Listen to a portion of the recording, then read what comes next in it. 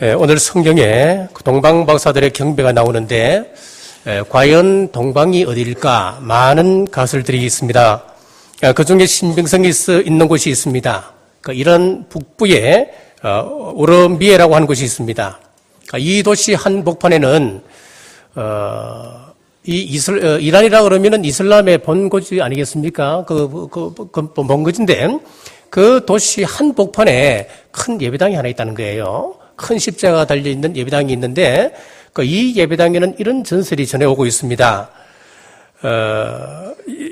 원래 그 동방박사들은 이곳에서 조로아스터교를 섬기던 사람들이었다는 거예요. 그런데 저들이 별을 연구하다가 하늘의 징조를 보고 베들레헴에 가서 예수님을 경배하고 그들이 예수님을 믿게 되었다는 거예요.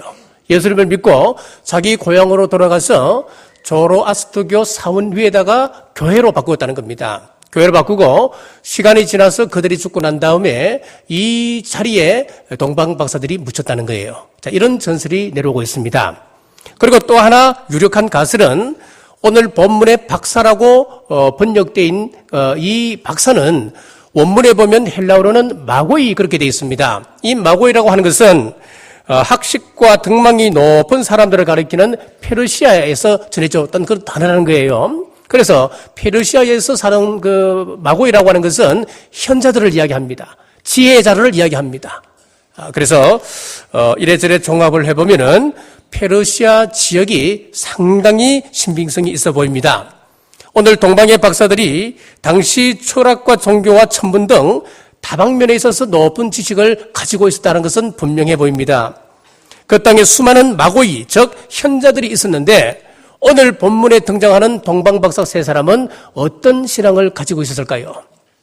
자, 동방박사들의 신앙 첫 번째는 기다림의 신앙이 있었습니다. 오늘 본문 2절입니다. 유대인의 왕으로 나신 이가 어디 계시냐? 우리가 동방에서 그의 별을 보고 그에게 경배하러 왔노라 하니. 여기서 보면은 그의 별을 보고 그랬습니다.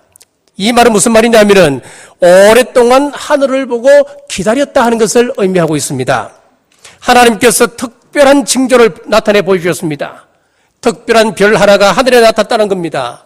다른 별처럼 일정한 궤도를 따라 움직이는 것이 아니고 이 커다란 별은 일정한 방향으로 움직이더라는 거예요. 박사들은 이 분야의 전문가들이었기 때문에 이것은 특별한 왕의 탄생을 의미한다고 하는 것을 알고 별을 따라 길을 나서게 되었습니다. 자, 그 현상은 누구에게나 동일하게 보여지는 현상입니다. 그러나 그것을 보고 깨닫는 사람이 있는가 하면 깨닫지 못하는 사람들이 있더라고 하는 겁니다. 조이 도우슨이 하나님의 음성을 듣는 삶이라고 하는 책을 썼는데 그 책에 보면 이런 내용이 나옵니다. 우리의 응답이 늦어진다고 생각되어질 때에 우리가 하나님 앞에서 12가지 질문을 해야 된다는 거예요. 그 가운데 한 가지를 소개하면 이렇습니다. 의식 중이든 무의식 중이든 우리가 내가 지정한 방식으로 하나님의 응답을 요구하고 있지는 않은가? 이걸 한번 점검해 보라는 거예요. 왜 우리에게 응답이 늦어질까? 그것은 내 의지대로 내 뜻대로 무언가 바라보고 있다는 거예요. 내가 만들어 놓은 어떤 질문을 가지고 응답을 요구하고 있기 때문에 응답이 늦어진다는 건 이야기입니다. 우리가 텔레비전을 볼 때에 보고 싶은 채널을 보려면 어떻게 해야 됩니까? 내가 그 채널을 맞춰야 텔레비에 원하는 영상을 볼 수 있는 것 아니겠습니까? 마찬가지로 우리가 하나님의 음성을 듣길 원한다면은 하나님께서 말씀하시는 채널로 바꿔야 합니다. 그래야 영상을 볼 수 있고 그래야 하나님의 음성을 들을 수 있습니다. 동방의 박사들은 대제사장들이나 서기관들처럼 유대 베들레헴이나 아니면 이스라엘의 목자라고 하는 말도 몰랐습니다. 그들이 안 것은 그 별이 보통 별이 아니라는 것과 그 별은 위대한 왕이 태어날 때 나타나는 별이라고 하는 것 이것밖에 몰랐습니다. 자, 여기에 한 가지 풀기 힘든 문제가 있습니다. 자, 2절 보십시오. 유대인의 왕으로 나신 이가 어디 계시냐 그랬지요. 어떻게 유대인도 아닌 동방에서 온 이 박사들이 하늘의 별을 보고 이스라엘의 메시아가 탄생했다고 알 수 있을까요? 자, 예루살렘이 BC 586년에 이 바벨론의 멸망을 당하고 바벨론의 포로로 가서 70년 동안 포로 생활을 합니다. 그때 포로로 잡혀갔던 많은 사람들이 있는데 그들 대부분은 율법학자들이나 상당한 지식을 가진 식자들이었습니다. 자, 그렇기 때문에 이런 사람들은 그곳에 잡혀갔을 도 여전히 성경 연구에 몰두했던 사람들이에요. 그 땅에서 성경 연구가 아주 활발히 일어났습니다. 자, 그리고 70년이 지난 이후에 그들이 이스라엘 땅으로 돌아왔고, 하지만 돌아왔지만은 그때 연구했던 성경 자료들이 여전히 페르시아 지방에 남아 있었습니다. 그래서 여기 나와 있는 마고이 이런 현자들은 당연하게 성경 지식에 대해서 어느 정도 일반 지식은 가지고 있다고 구약 성경학자들은 이야기를 하고 있습니다.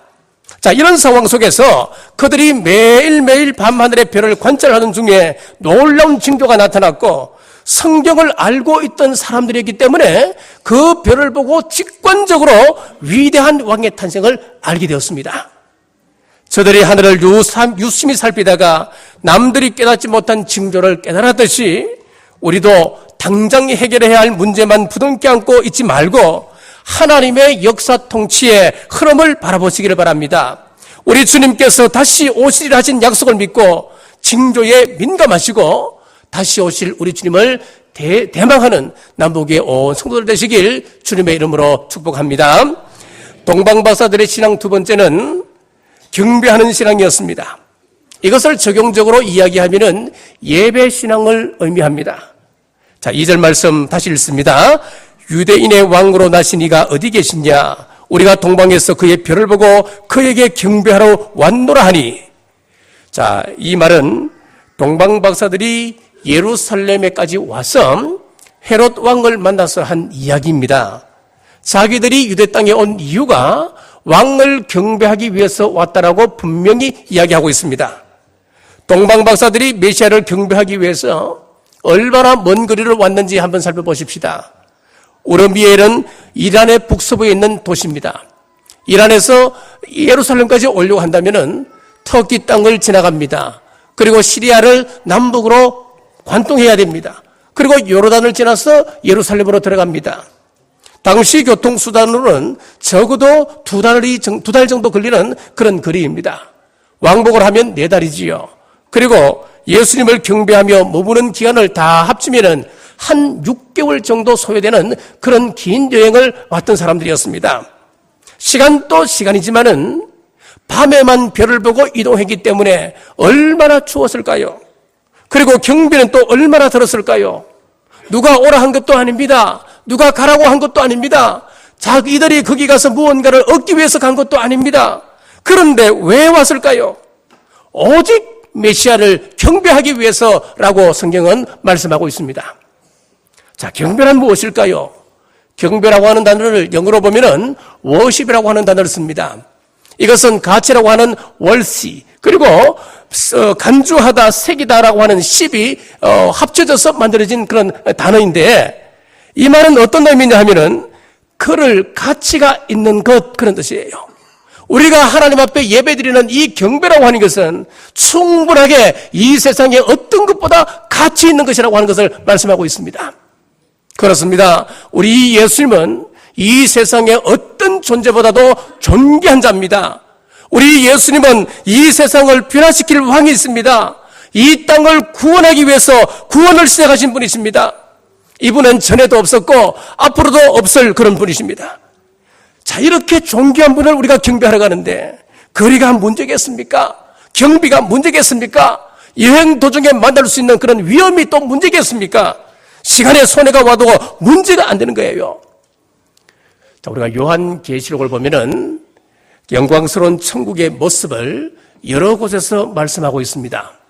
요한계시록에서 천국의 모습을 이야기하는 것은 분명한 이유가 있습니다. 그것은 앞으로 종말 재림 때 대환란을 맞게 될 성도들을 위로하기 위해서 미리 이 장면을 보여주고 계십니다. 종말 때 성도들은 험난한 신앙의 신앙 여정을 걸어가야 됩니다. 순교까지 감수해야 됩니다. 그리고 천국에 입성하게 되지요. 천국에 들어가서 이 사람들이 제일 먼저 한 일이 무엇이냐 하니까 어린 양 앞에서 경배하는 일이었습니다. 예수님을 만난 동방 박사들처럼, 그리고 천국의 백성들처럼 우리도 예배의 삶을 살고 예배를 최우선으로 하는 우리 남북의 성도들 되시길 주의 이름으로 축복합니다. 11절에도 보십시오. 집에 들어가 아기와 그의 어머니 마리아가 함께 있는 것을 보고 엎드려 아기께 경배하고 그랬습니다. 지금 박사들이 그곳에 들어갔습니다. 그곳에 들어가서 아기도 보았고 그 아기를 안고 있는 어머니 마리아도 보았습니다. 그런데 동방 박사들이 경배한 것은 오직 한 분입니다. 예수 그리스도 한 분밖에 없었습니다. 예수님께 경배했습니다. 예수님 이외에 다른 것을 경배하면 안 되는 겁니다. 우리 여기에서 그것을 보여주고 있습니다. 우리 오직 예수 그리스도의 신앙, 오직 예수님의 신앙, 이것은 우리가 목숨을 걸고 우리가 지켜야 되는 거예요. 이 세상에 지금 종교다원주의가 판치고 있습니다.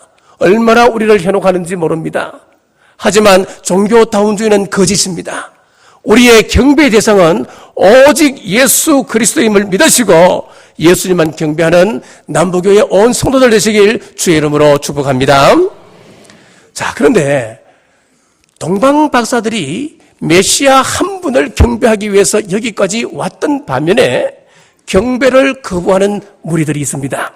첫째는 헤롯입니다. 헤롯이 어느 날 동방으로부터 온 박사들로부터 뜻하지 않는 소식을 듣게 되었습니다. 2절 말씀 다시 읽습니다.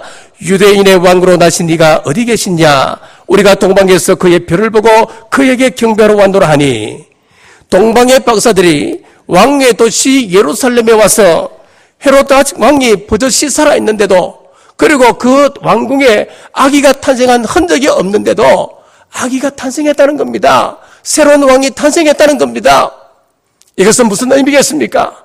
이제 당신은 더 이상 왕이 아니다라고 하는 것과 동일한 것입니다. 그래서 헤롯이 어떻게 합니까? 오늘 읽지는 않았습니다만은 16절 말씀을 보면 이렇습니다. 이에 헤롯이 박사들에게 속은 줄 알고 심히 노하여 사람을 보내어 베들레헴과 그 모든 지경 안에 있는 산의 아이를 박사들에게 자세히 알아본 그때를 기준하여 2살부터 그 아래로 다 죽이니, 헤롯이 군대를 보내서 그 베들레헴 근처에 있는 2살 아래 어린아이들을 다 죽이는 대학살극을 벌이게 되었습니다. 자, 우리 주변에도 우리 예수님의 오심을 극렬하게 거부하는 사람들이 있습니다. 자, 어떤 이단은 성탄의 날짜 가지고